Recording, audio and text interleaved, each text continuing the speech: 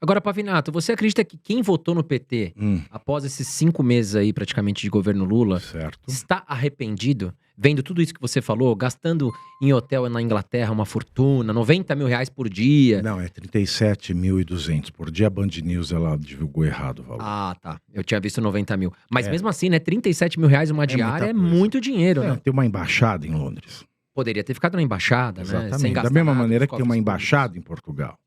Exato. Bom, tem muita gente que se arrependeu. Né? O Armínio Fraga, por exemplo, se arrependeu. Então, quem está tentando se desvencilhar da desgraça... Eu não sei por que votaram nele. Afinal de contas, ele foi presidente do Brasil por 8 anos. Todo mundo sabia o que esperar. Todo mundo sabia o que esperar. E um senhor que foi presidente por 8 anos, que herdou o país numa conjuntura boa, e agora ele herdou o país numa conjuntura pós-pandêmica. A conjuntura do Brasil herdada foi boa quando a gente tem em mente que é uma conjuntura pós-pandêmica. Das conjunturas econômicas pós-pandemia no mundo, a do Brasil foi boa. Mas isso não quer dizer que ela tenha sido tão boa quanto a de 2002 para 2003, que era uma conjuntura maravilhosa, esplendorosa. Então, você sabendo quem é o Lula, todo mundo sabendo o que o PT fez, e ainda mais com um senhor saindo da ausência, né? Porque a gente não pode falar que ele estava em outro lugar, eu não sei, eu prefiro não arriscar. Um senhor saindo desse período da ausência, lá em Curitiba, com sede de vingança, com um boleto da vingança na mão, devia esperar o quê? Então é ininteligível. É ininteligível ter chegado ao final do segundo turno. Ainda mais quando, eu costumo dizer, né? O Brasil é um país majoritariamente cristão. E um dos comandos da filosofia cristã é perdoar. Imagina, partindo dessa premissa, pode ser até que as pessoas tenham perdoado o Lula. Que for o íntimo, só cada um sabe de si. Mas a partir do momento em que, na campanha do primeiro e do segundo turno, ele não apresentou uma proposta sequer, já não era mais sustentável você colocar um voto de confiança num homem como esse.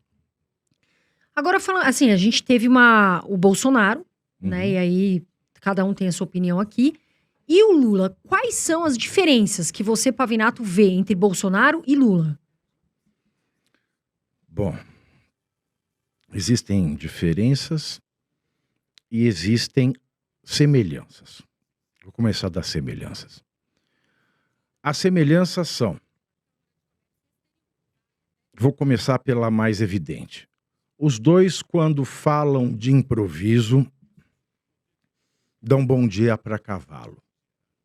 Mas, como o Lula está cercado dessa mística, né, de homem da providência, essa mística de o dono da bandeira do amor, o dono da bandeira da democracia. Mas é uma mística, não é realidade. As bobagens que ele fala não repercutem. As do Bolsonaro repercutem.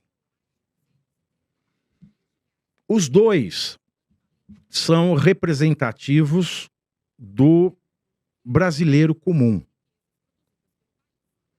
Bolsonaro é um militar que entrou para a política, mas ele é um senhor com hábitos comuns. Ele tem uma vida simples. Ele usa desodorante de espirro, para você ter uma ideia. Sabe o que você faz? Já o Lula, ele tem uma origem comum. O que não quer dizer que hoje ele seja uma pessoa de vida simples, até porque ele só viaja de private jet ou num avião presidencial. Mas ele fica evocando a sua origem humilde, né, para se aproximar do povo. Um terceiro ponto de identidade entre os dois, na minha concepção, é a seguinte: os dois cativam paixões extremas. Os dois cativam paixões extremas. Postas estas três semelhanças, as diferenças no campo da administração política são profundas. Por mais que o Bolsonaro, quando ele fala, e sempre é de improviso, quase sempre é de improviso, ele tenha falas rechaçáveis, as ações dele acabam acertadas. E o Lula, até quando ele tem discursos adoráveis, as ações dele são nefastas. Então, há uma diferença.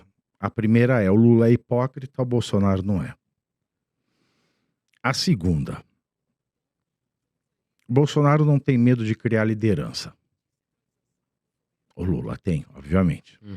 Porque ele tem esse ego, perfil, né, do líder que é carismático, mas que é centralizador. E é claro, o Bolsonaro, ele ouve os seus assessores. E os assessores do Bolsonaro dizem para ele o que precisa ser dito. Ele pode não concordar e manda embora. Mas os assessores do Lula, eu acho que eles têm até medo de falar para ele a verdade, querem só alimentá-lo daquilo que ele quer ouvir. Dito isso, é importante que se esclareça que, apesar de todos os pesares, apesar de todas as falas e apesar de todas as invertidas desnecessárias que o Bolsonaro entrou, como a questão da vacina, eu não precisava ter entrado nesta invertida. Não precisava, nem um pouco. Aliás, só porque ele falou a coisa errada, mas fez a coisa certa. Porque o Brasil foi o país que mais vacinou no mundo, dada a sua extensão geográfica, a sua população continental, e com esses dois fatores, é um país que vacinou gratuitamente a população com 4 doses de vacina. Então é uma coisa para se colocar na balança. Só que